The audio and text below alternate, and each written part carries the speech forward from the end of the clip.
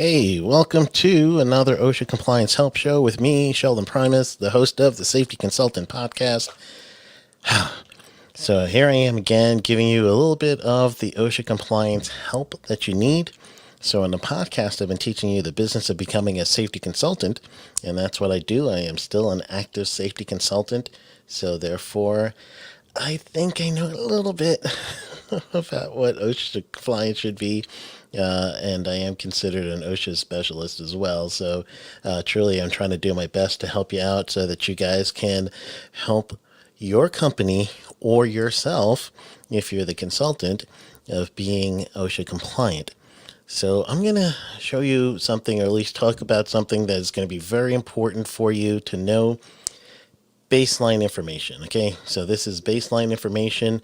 Oh yeah, I forgot. If you want to, hit the chat box and you could go ahead and participate. If you have questions or anything, go ahead and hit the chat, and then I will work with you on the chat. So again, this is the OSHA Compliance Help Show. If you need some OSHA compliance help, even if it's not something I'm talking about right now, and you do need some help with something, go ahead and throw it in, and might as well, right? I'm on, so you need some help, let me help you. So that's what we're going for. If you need help as a safety consultant, that's a little different. That's when we go with the podcast. So on the ticker scrolling down over here is where you get the podcast, but wherever you listen to podcasts right now, just type in safety consultant with Sheldon Primus, subscribe to the podcast, and then you could get your help to be a safety consultant. That's when I teach you guys the business of that. This show is about OSHA compliance specifically. So I've really been trying to help with that topic because the people that follow me on LinkedIn or Facebook or Twitch or YouTube, a lot of them are very interested in OSHA compliance. So I'm going to do a basic one today. Again, last time I did this, we did a basic on what your CFRs, which one to use for construction or general industry. And I did think of something while I was doing that, and I was like, hold on, let me round up and follow up with that next time I do my live. So this time what I'm going to do, we're going to talk about a very important metrics for you to know. Even if you're not the consultant and this is someplace you work, you want to know your North American Industry Classification System Code, NAICS. This code is incredibly important for you, and it's going to help you with OSHA compliance in ways that you will never understand. So in the chat box, someone just type in, wherever you're looking at me, type in, if you know your NAICS code, go ahead and type that in. If not, then go ahead and type in I don't know if you're brave enough to type in the name of your business, but that's all right. I'm okay if you're not. But give me your industry. Give me your business industry. And what I'll do is I'll do a live example of how important this code is. So I don't know.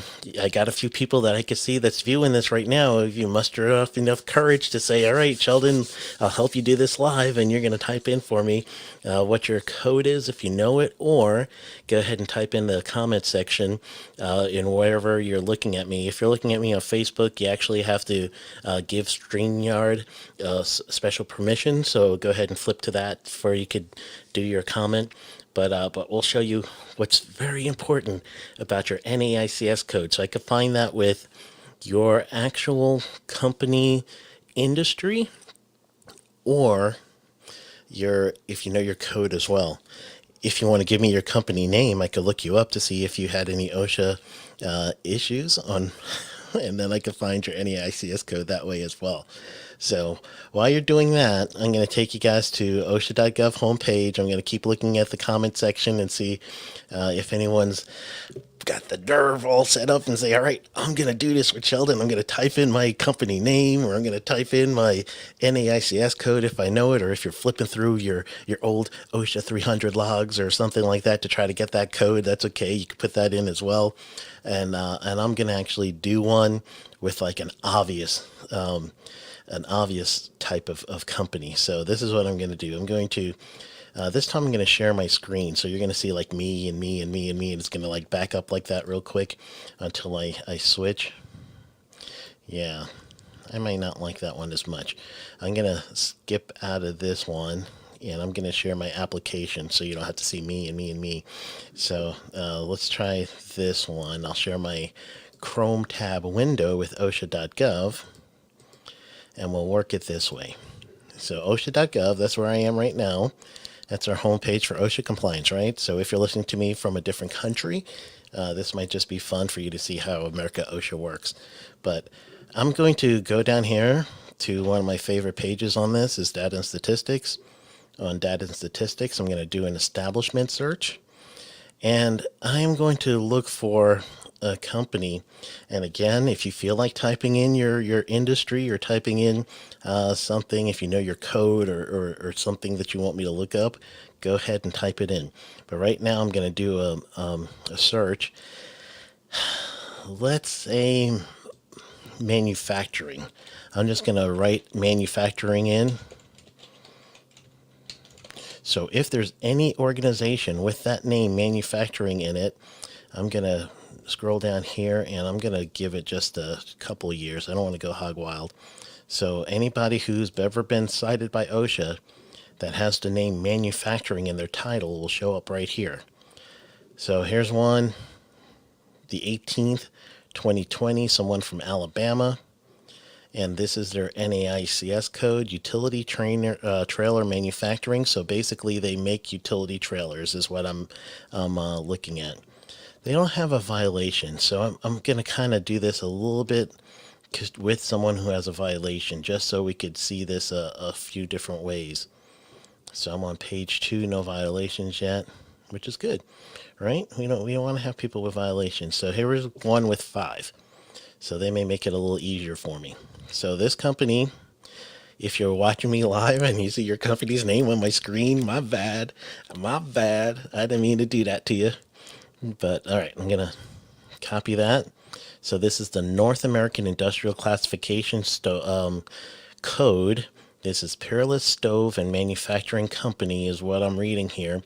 If I were to click on this button over here, what I'm going to see from this inspection is what happened, what OSHA showed up to do. So here's the manufacturing company. It looks like this is a couple months ago, September 18, 2020. They're in Sandusky, Ohio. That code I'm looking for is 33994. So that's one of the main important things I'm looking for on this exercise here is the code itself. This code is paramount to your understanding. You really need to get a good grip on this code. So penalty payment plan in place. So they're decided to ask OSHA, hey, we're going to pay up, but we need a little help. So they had an informal conference. This is what this is telling me over here. Someone like me represented them to OSHA and said, hey, OSHA, we want to just go over this a little bit. You meet with us. We'll go through whatever we need to do. We'll ask for reductions, and then OSHA would grant that in most cases. So here's your initial fines, and this is what it was reduced to.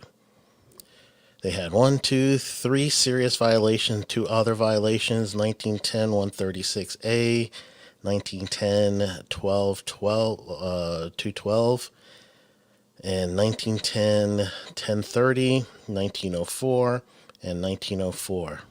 So that's the standard that was being violated. So top one, 136. If I can't remember it offhand, what I would do is click over here. And over here is telling me it's foot protection.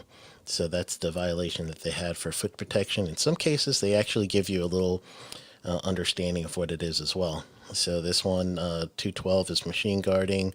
1030 is some sort of health hazard, probably lead or something like that. Bloodborne pathogen. So it's a health hazard. 1904 is record keeping. 1904 is record keeping. So they had 2 record keeping violations. Bloodborne pathogen, machine guarding, and then also a foot protection. So that's just this particular case. What I'm going back to is the NAICS code. So I highlighted this one.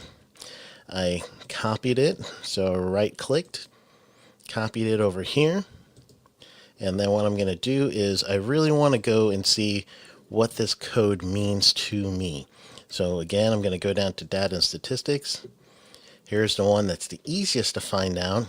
is the most frequently cited standard for that code.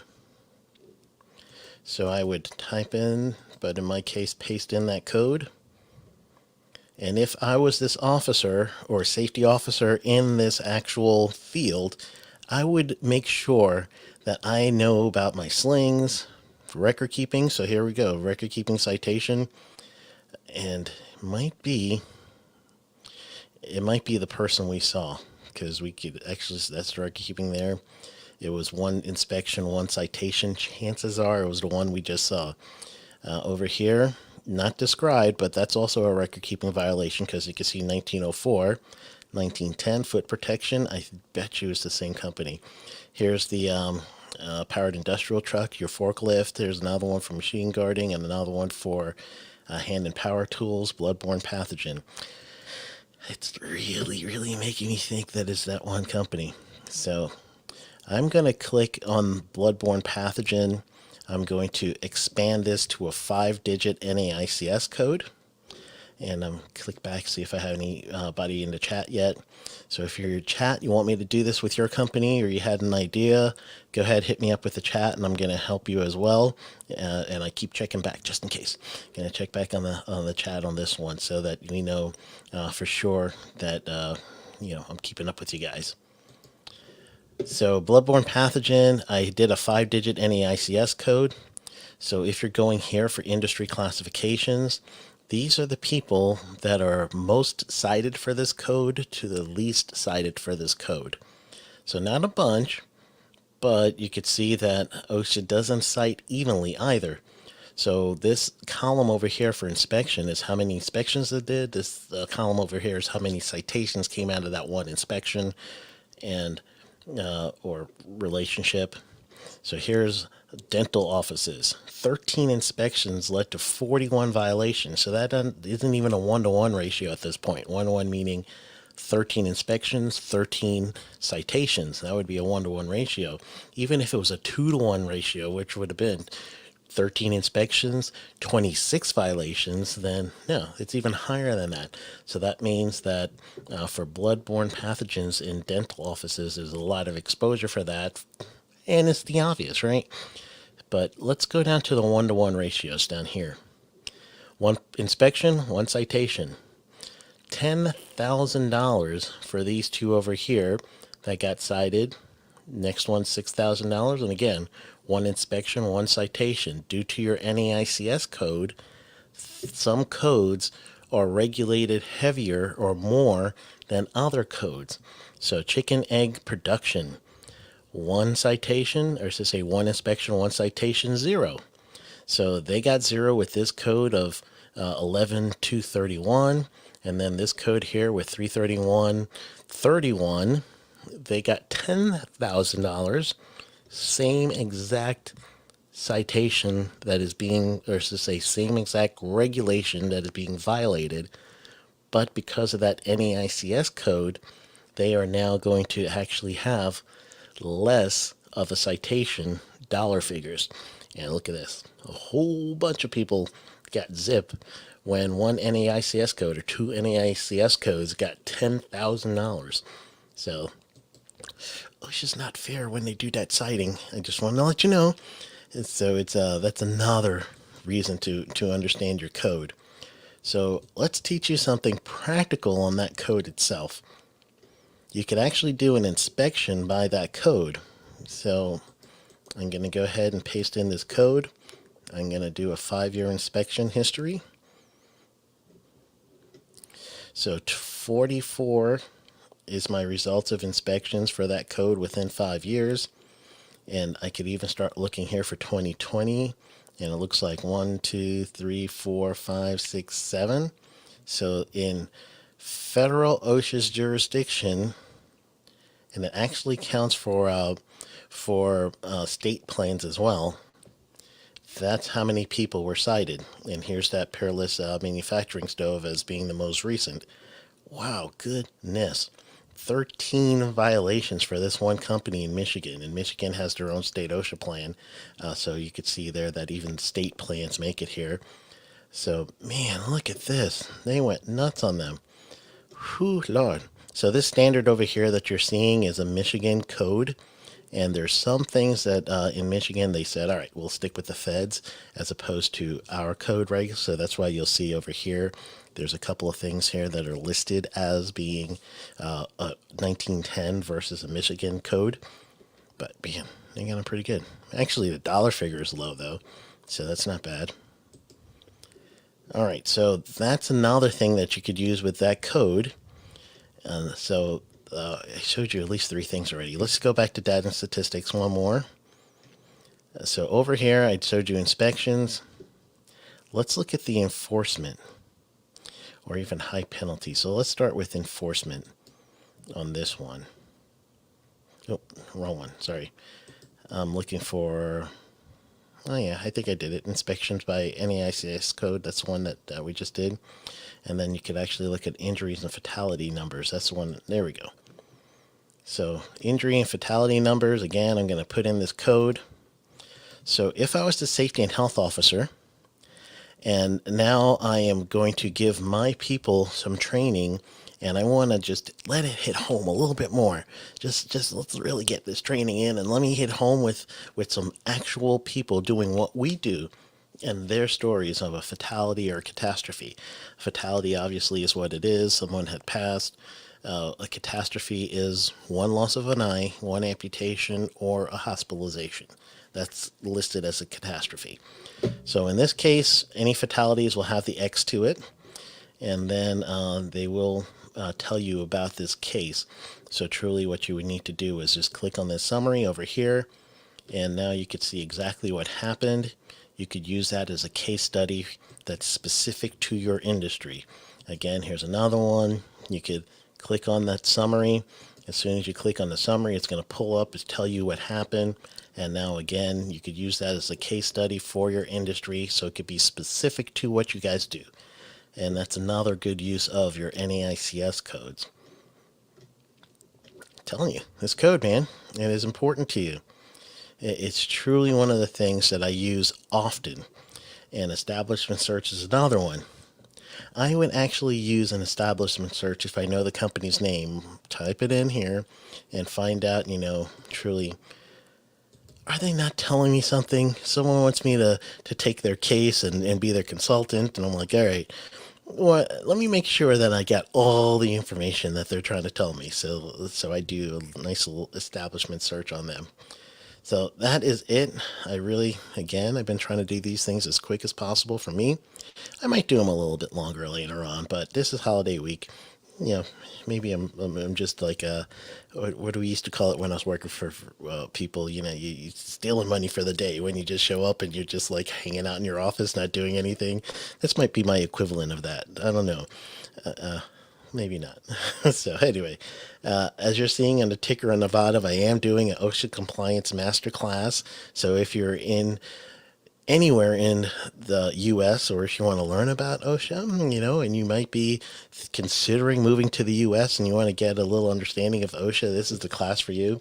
Early bird tickets are on sale now at sheldonprimus.com/events. So it's going right down on the ticker right there. So go ahead and grab that. Get your early birds. So it's a reduced price, and you get to keep the course for a year, or at least the event. It's a 2-day event. So you will actually be able to revisit that for a year, where general public and general tickets, when they go on sale, they're only going to be 6 months for those. But for those that early bird, right now, sheldonprimus.com/events, you'll have an OSHA compliance masterclass. So I'm glad that some of you have joined me.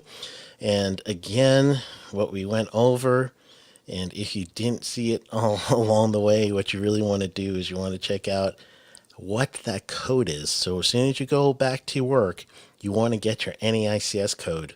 And that code is specific not only to your company, but it's really specific to the activity of the workers.